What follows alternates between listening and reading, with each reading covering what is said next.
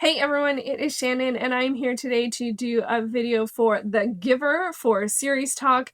Series Talk is a different style of video. I'll put a link to my explanatory type of video up above if you want to check out in full details. But basically what this is there are more in-depth videos about one particular book within a book series, and I plan on talking about all of the books within the book series. And I decided to do this because I love reading books in series, but I have a challenge on how to talk about anything but book one.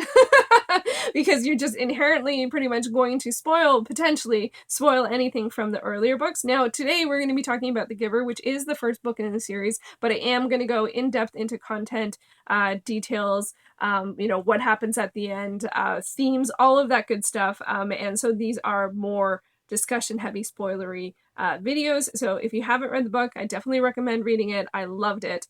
This was a reread for me, and it is a YA-ish title, so it doesn't take a long time to read. Yeah, so I would just recommend reading it if you are curious. But if you have read it or you do not care about spoilers, feel free to stick around as we go into all of the details for Lois Lowry's The Giver. Now, this is the first book in the Giver Quartet, and even that it's a bit of as far as I understand it, the books are more like companion novels than a traditional series. And most people I know who have read anything in the series have pretty much read the first book. I know a couple of people who have read the whole series, but generally lots of people have read the first book. Like, for example, on Goodreads, 83 people that I'm friends with or follow have read The Giver. Not just like marked it as to read or something, but have actually read it. I think that's how that works. It says, yeah, I think that's how it works. It might be marked as to read, but I think it was just like scrolling of tons of people who had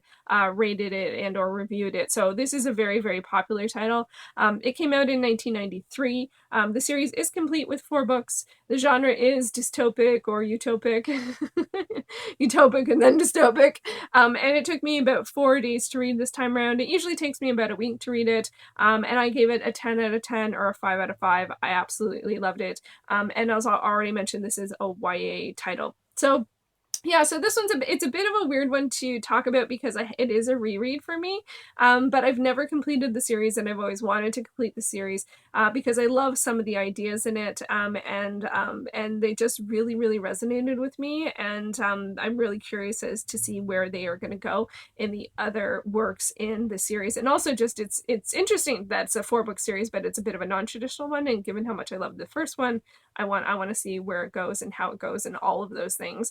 So my expectations of this one going in were like, it's like, how do you really have expectations when it's a reread, especially when it's a book that you love? So I don't know, I expected to love it and I did love it yet again. I mostly really, really enjoyed it. There weren't many things that I didn't like about this one. If you're so the basic idea of this one is that we meet Jonas, who is 11 turning 12 in this utopic-ish, very ordered and structured society where everyone has a job, everyone has a family unit. Not everyone has a family unit, but family units are a man and a woman, and their kids are one male, one female, and they're not their biological children. Everything is sort of chosen by committee, but stuff like that doesn't come out until afterwards. You just feel like, oh, he has a sister and these are his parents, but then you start to hear like of the different jobs and positions in the community, and then you realize, oh, like his mom is actually not his mom, like is not his biological mom, and then you start to realize that, oh, he actually doesn't get to choose his job. Oh, like all of these sort of red flags start to come up in terms of like, although it's very idyllic, it is very conformist, like, and people just don't think to, like, you just don't break the rules, like, and they do have structure in terms of like minor infractions, you apologize and then you have to accept the apology. I thought that was clever too, because like one time, like they show the apology sort of situation throughout the book, and there's one time that Jonas doesn't apologize to his friend right away, and he's like, hey, you have to accept my apology, and like he can't even hear him. He doesn't understand the interaction until Jonas apologizes to him. So you see that this conditioning over time has these effects that people don't think for themselves, which is not good. Like, it's not good. And that's one of the challenges I have with this type of thing, with dystopics in general, is excuse me, I am very ordered. Like, I like order, I like structure, I like stability. I like, you know, there's lots of pros in terms of, like, you know, everyone has a job and like stuff like that, but the cons are horrible. Like, it just, no free thought, no choice, no ability to choose your own partner, no ability to have feelings. Like, people literally don't really have feelings because they take medication, but it's all part of the structure of your life. Like, when you start to feel things when you're a teenager, all of a sudden you take medication and you just take it for the rest of your life, and you know, and then you just go about your way, and then you don't really feel. So it's scary. So, like, I like the structure in terms of some stuff, but, like, you know, giving up free choice is never a good thing, never a good thing, as we start to see as the book goes on. So as the book goes on, Jonas ends up getting, you know, at his year 12 ceremony where he's supposed to get like his job or job and training thing, he gets a job that he's never really barely heard of, which is called a receiver. And it's a very honored position. But it is extremely different from anything he's ever encountered. And he gets to be able to do things. The rules basically start to not apply to him, and he has to start to hold the burden of, like, basically the memories of the entire community and the entire, it sounds kind of like the entire world too. So yeah, so he has to receive memories from the current receiver, who becomes called the giver, which always I find it confusing, because it's like, you know, because I guess the giver gives the memories to Jonas, and it actually causes physical pain. It can cause physical pain if there is a physical pain in the memory, which is something that the community just does not encounter. Physical pain, you just need medication, you take your medication, and then the pain goes away. So you start to see more red flags, right? They don't feel things, no free thought, you know, and then, you know, he starts to learn about this. He's not allowed to talk about his position or his job. He's also now allowed to lie, which he finds uncomfortable because, you know, why would you do that? He's never done that. He also doesn't have to be polite anymore.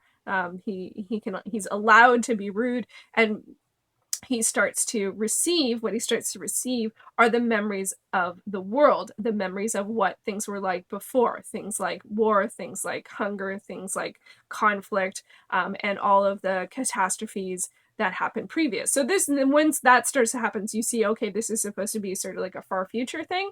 And I can understand, like, whenever, it's weird, because when I see this scenario, because we see this scenario in a fair amount of science fiction films, or dystopic films, we see someone visually see, like, video feeds of particularly war and violence, hunger, and the horrible things that humanity has done. When I see those sequences in films, I don't, like, I feel like, oh, we're headed to message movie territory, and I get, like, a little annoyed. For some reason, when I read it in this book, I didn't feel that way about it. Like, I felt just very differently about it. And I read this as an adult. Like, this, I saw this book all the time when I was in both like middle school and high school in the library, but I never read it until I was an adult. And so but for some reason, like, I didn't feel tricked, you know. For some reason, often I can feel tricked in that moment, that you're like, oh, you're going to tell me that war is bad, and war is bad, you know, and that hunger is bad and starvation is bad, which is true.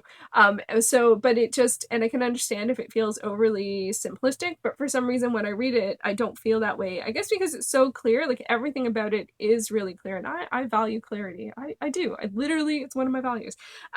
So yeah, but then things start to, like, as Jonas starts to see the world, he also starts to feel things. He starts to decide not taking his stop feeling pills, and, you know, things start to evolve, and he wants choice, he wants variety, he wants difference. He doesn't want sameness, which is what they are, the society has been created, as everyone is the same. And it's weird because I'm also egalitarian, so it's like there is value in that, but not at the cost of choice, not at the cost of choice.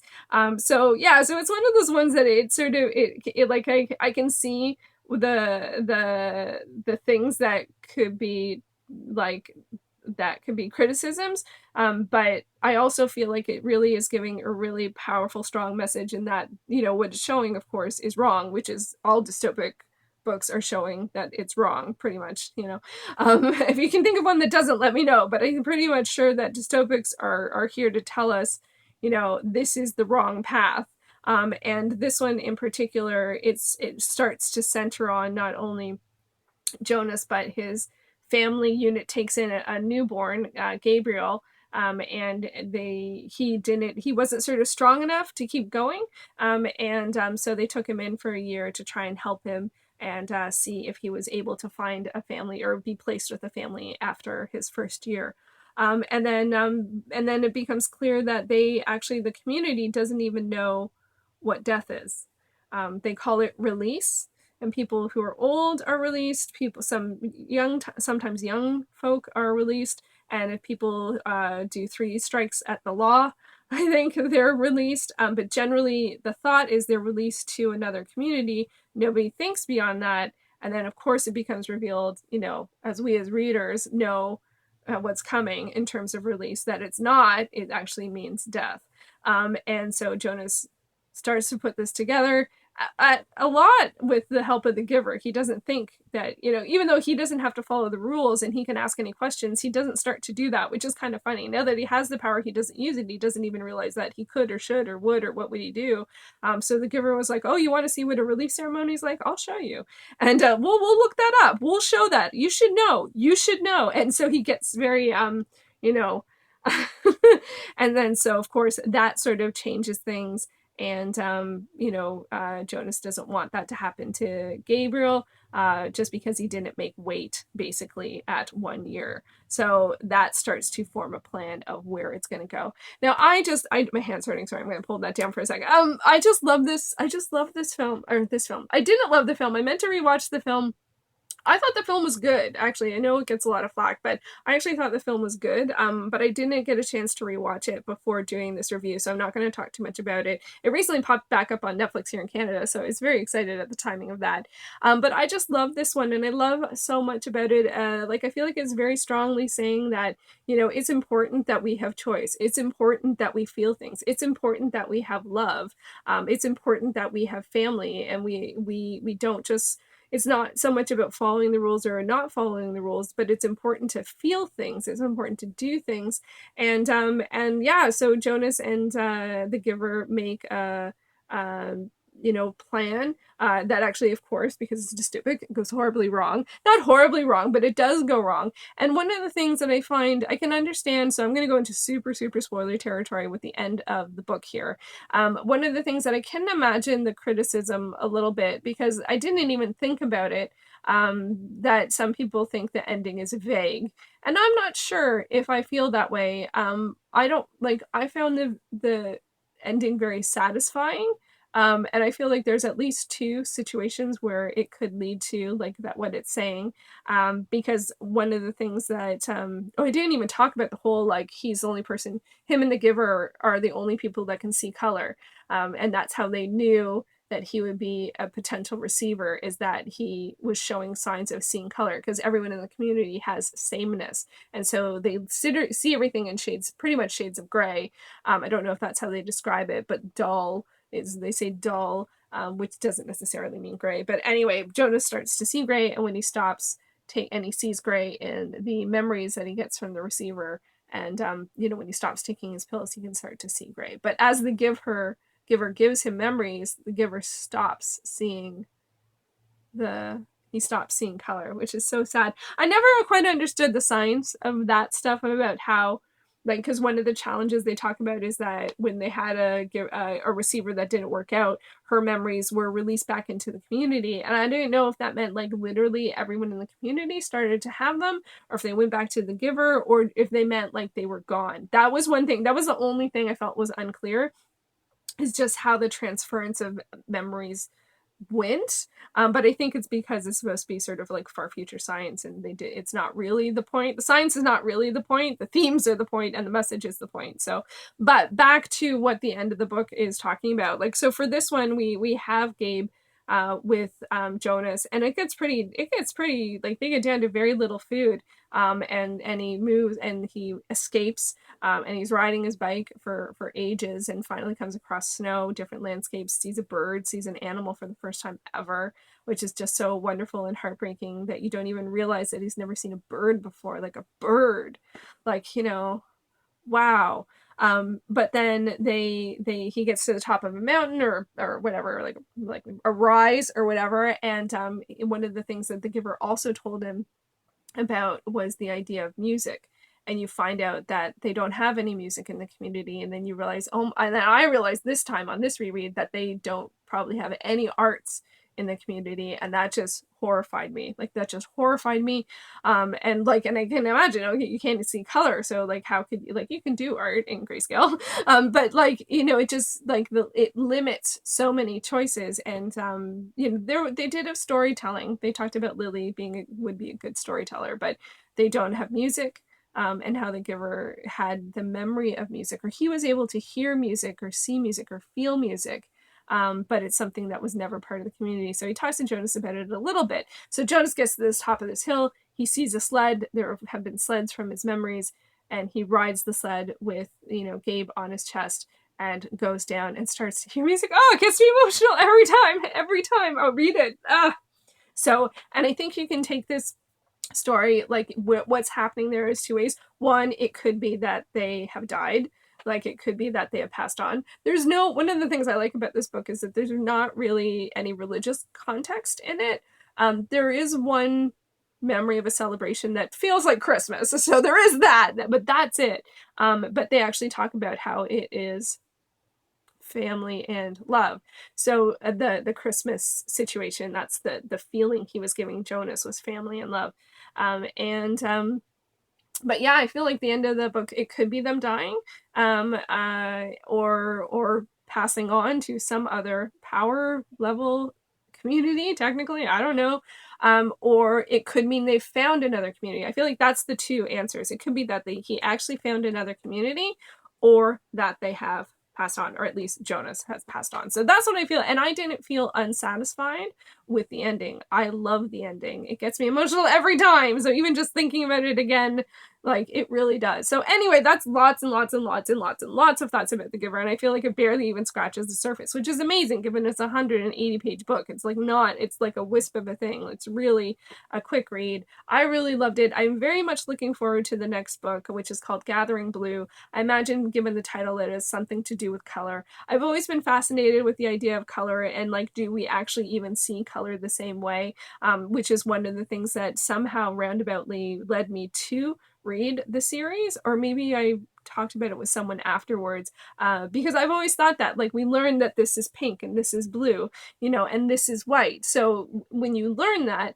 do you know, this might actually technically appear differently to another person, but they've learned that this is white, so, but they may see something else. Anyway, that's how my brain works. Yeah, so I'm really looking forward to seeing what Gathering Blue will be like, and I really enjoyed rereading The Giver, and yeah, so let me know your thoughts. If you're going to do spoilers, which of course is welcome with this one, maybe just put spoilers at the top and hit enter a few times so that people don't accidentally find, especially because we're talking about the ending a lot here. So maybe just do that if you want to chime in on the ending. And I'm very curious to see how the different titles link up, because they are the sort of non-traditional series. And yeah, we shall see how things go. Thank you so much for watching.